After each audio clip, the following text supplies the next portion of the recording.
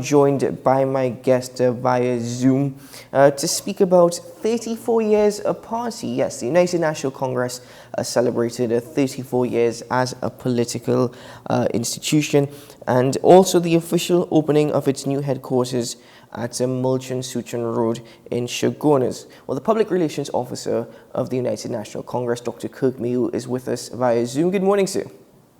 Good morning to you. Well, thank you very much for joining me this morning. This was stated by the opposition leader, the Honourable Kamla Persad-Bissessar, that our nation, Trinidad and Tobago, needs the United National Congress.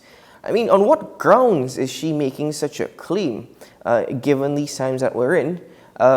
Precisely, what does she mean by Trinidad and Tobago needing the UNC? Yeah, well, because the UNC actually represents a certain historical force in this country.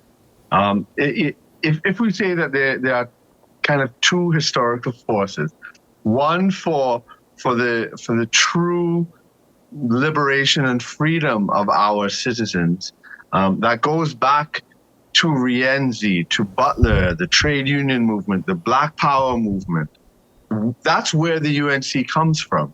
Right? And when you look at its history and its personnel, its values, its ideologies, etc., and where it emerged from, what struggles it emerged from, that is our history. Always fighting for the rights of individuals, of marginalized communities, etc. Always looking for the economic inclusion of everyone. Of preventing discrimination and of having prosperity across the board and not just for an elite. Whereas the PNM, on the other hand, represent the old colonial tradition. They are an old colonial party from the colonial times, and their aim was to just replace the British colonial masters, which they did, and they've maintained that system of inequality, that system still of marginalization, and really disregard for the masses of the people. Well, and in a time like this, when we are in such a dark place where everything seems to be falling apart, the UNC is really made for this moment to rescue our country. Whenever the UNC has been in government, we've seen tremendous progress on all fronts, well, whether it be Dr. economic, Meighoo, social. yeah, Mhm. I mean, you're an intellect. You're a very smart individual, and I'm rather surprised because I think we all understand that it's very easy to make such claims when you're in opposition. When you're in government, the story may be different because the party in power will always benefit a select few individuals, mostly its supporters. That's happened in the past. It may be happening again, and I'm not in any doubt that it will happen, whatever takes place in 2020. But furthermore, you said that the UNC was made for this moment. The opposition leader says the party can rescue the country as it possesses the experience, the track record, the intellectual capacity, and a true love for the people and not for the select few. Again, we can debate the last part there. But if this is all the claims that is being made by the Honourable Opposition Leader, how come the United National Congress is in opposition?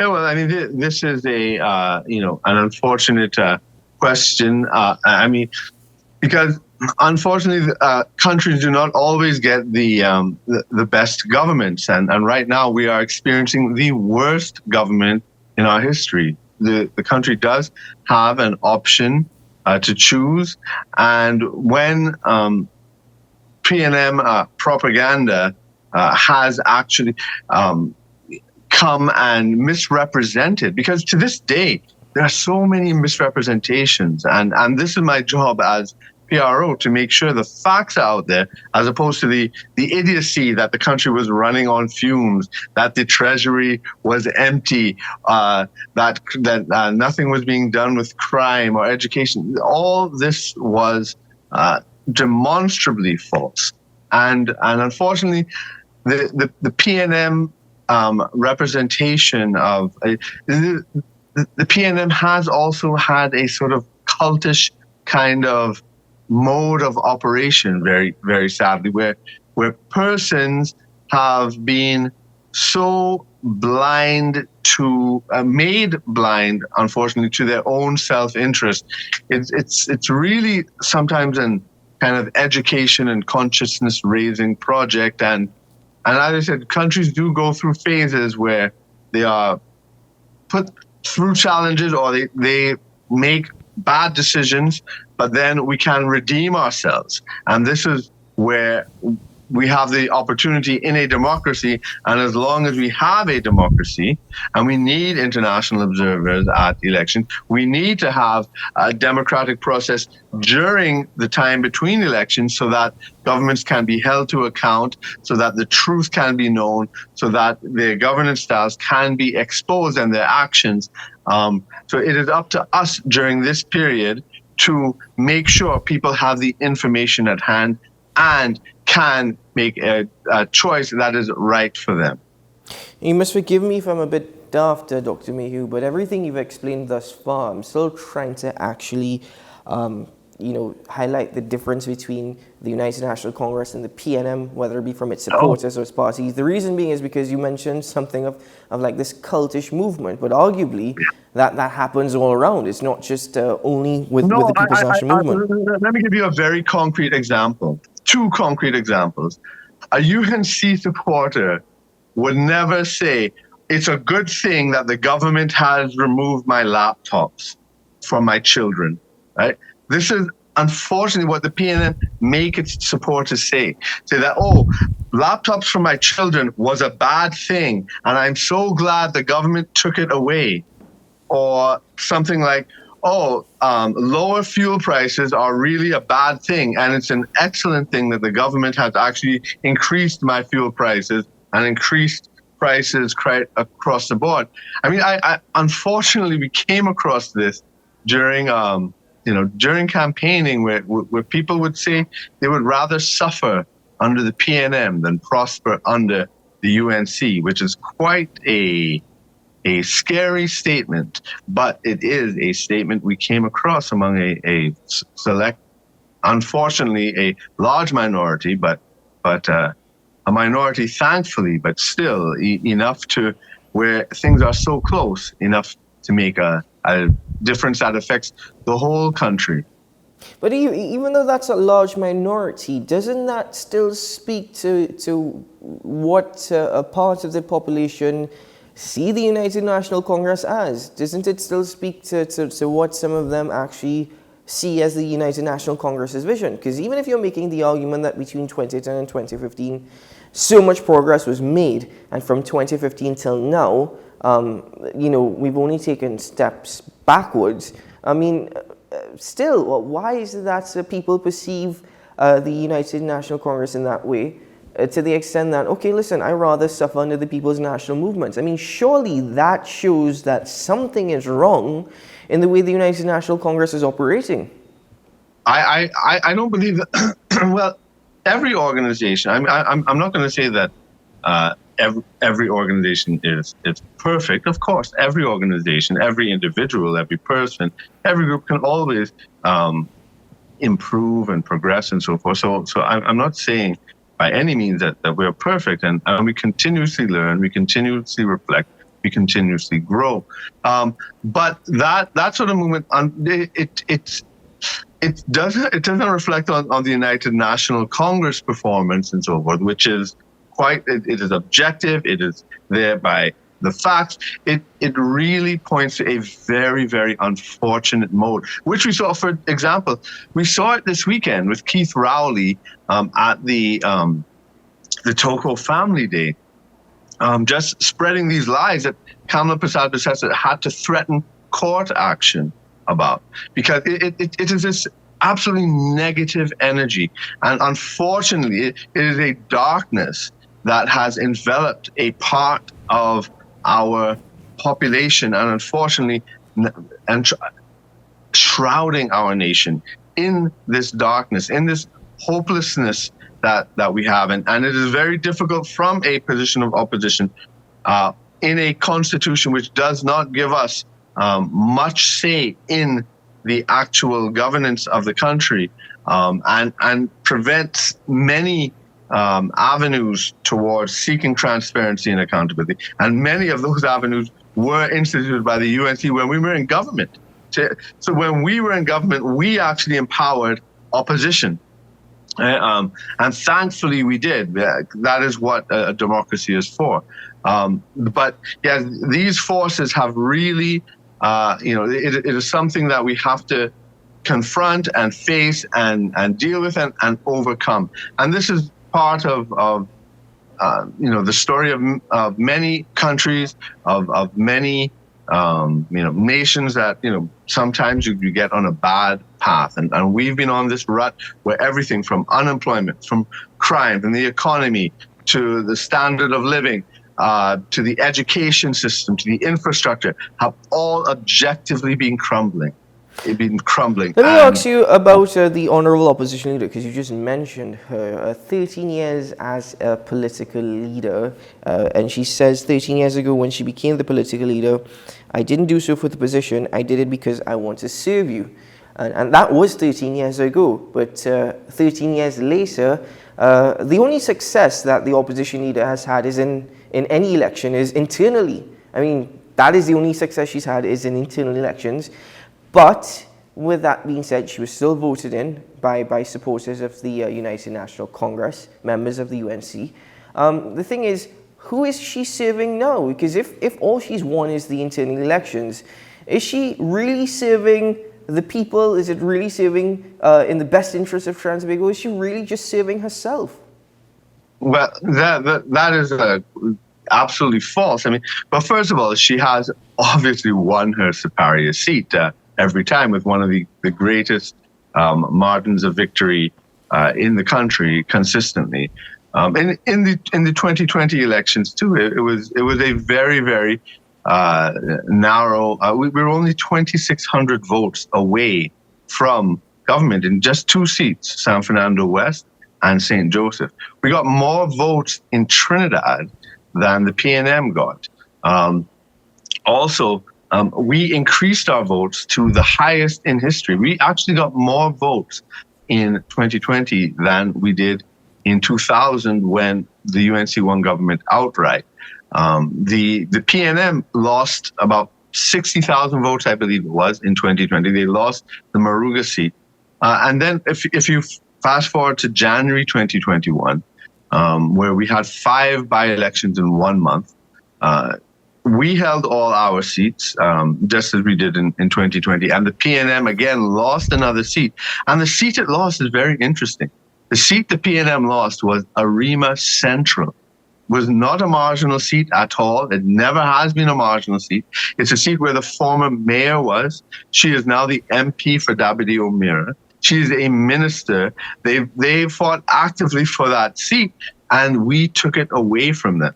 And when elections are called, surely we have increased by more than 2,600 votes in those 2 seats, and the PNM have declined surely by more than 2,600 votes in those seats. So we are very confident in our ability to retake government. And then also, Kamla Persad-Bissessa's her commitment, her vision, her ideology, her caring for the people is unsurpassed. There is no one else in the country, and people, of course, are entitled to their opinion. They're entitled to contest, just as Kamla Persad-Bissessa herself contested for elections, and we respect the democratic process.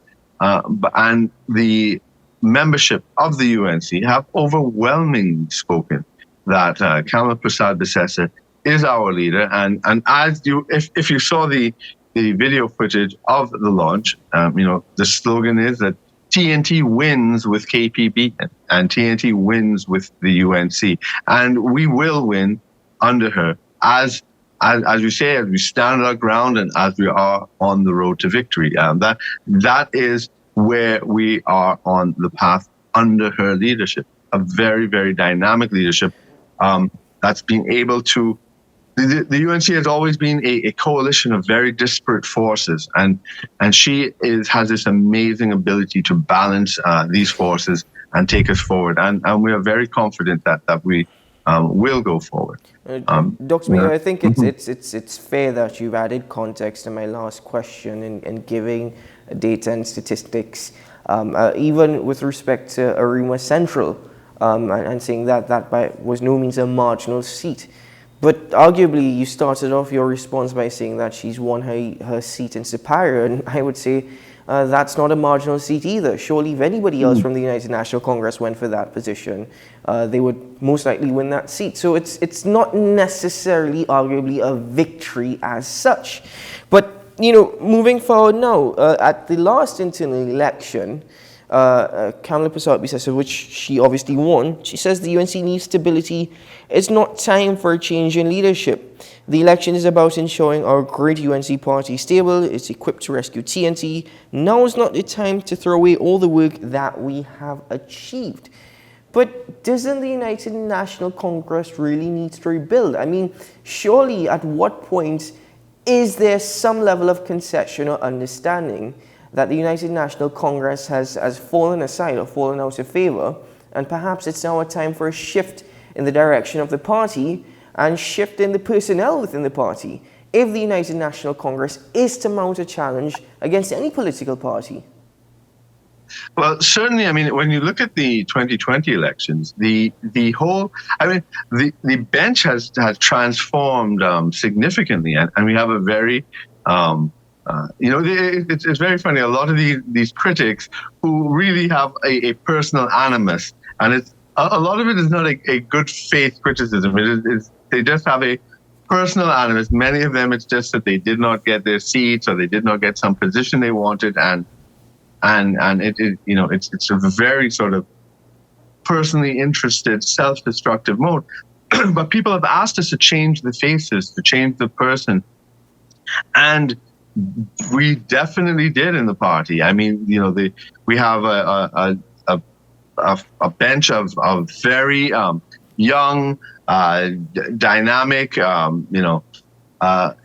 aggressive MPs who are fighting for their constituents and who are holding this government to account.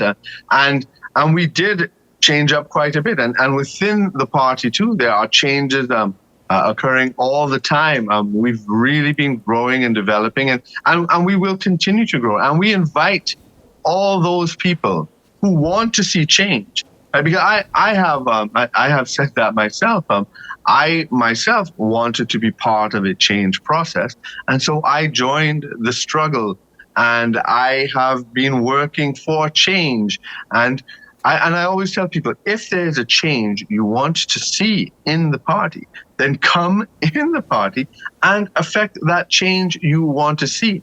That is like a very practical example of be the change you would like to see in the world. So come in the party and have some skin in the game and actually put in the types of changes you want.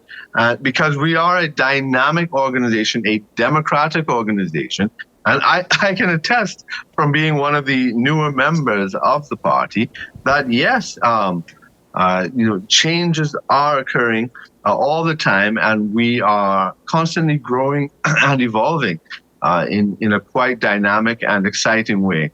And so for those who do wish to see the party grow and evolve further, come in and let's do it. You can't do it from the outside and gripe and grumble. Come in, work, pull up your sleeves. We invite everybody to and advocate for the change you want. You can't just be outside and then say, you have to do this, you have to do that. You also must work with the people, build their trust. This is exactly what Kamala Prasad-Bissessar did. Even after many of her disappointments over the years within the party, she always stuck with the party, and not like others who left and formed other parties and criticized the government and tried to bring down the party. She maintained her faith with the people, and she was able to rise to the top when the time came and the elections came. And we had 2 elections before within the party. We will have elections again, and there is a process. Right, so people should not be undermining the process, because this is the time now to build, to solidify, to grow, not to keep griping about an election that was lost, right? If someone has a legitimate aspiration to take leadership again, wait for the next election. Don't undermine the very party you wish to supposedly save or lead. If you do, then come and work. Many of these critics, they're just sitting outside doing nothing. Listen, if you love the party so much, if you love the membership so much, if you love the people, then come in and do some work. Dr. Meighoo, you just said that, you just acknowledged that the opposition leader had many disappointments throughout the years. Fair enough. But as we're coming to the end of this particular discussion, and thank you very much for joining me, of course, my thing is that to what extent, to what degree, though she holds the role and the title as political leader, to what extent and what degree is the Honorable Kamala Persson-Wisesa the actual leader of the United National Congress? Is she actually the one in charge? Is she actually the one leading the way? Or does she have individuals around her all the time that have kept in that position because it's easier for them to get their way and perhaps have their great influence within the party? No, that's absolutely not true. As someone who works closely with Kamala Persson-Wisesa, she is definitely in control of this party, and in fact,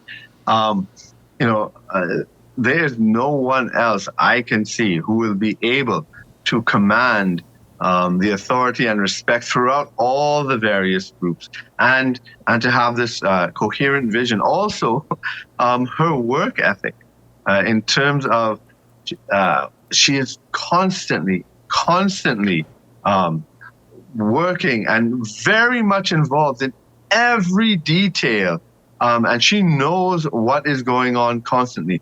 She has a team of people that she relies on, that she works with, but she is definitely in control. There is no question about that. There is this is very much the dynamism and the growth and the energy and what we've been seeing over the past couple of years is very much the result of her rethinking, working forward, working ahead, thinking about new strategies, new things to do, which you must always be doing as a political leader in a dynamic environment. Would the Honorable Opposition Leader be open and willing to discuss such a vision and such plans and ways going forward with the media? Would she be open to having an interview with the media one-on-one?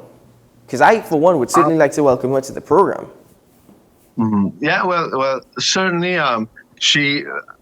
I mean, at our Monday night forums, she's always there. The public is now that the coronavirus is over, we have these public meetings. The media is always invited every week to come out. No, I don't mean in that reference. Speaking. I meant just as how you've actually joined me this morning, one-on-one. Would she be open to doing something like that as well?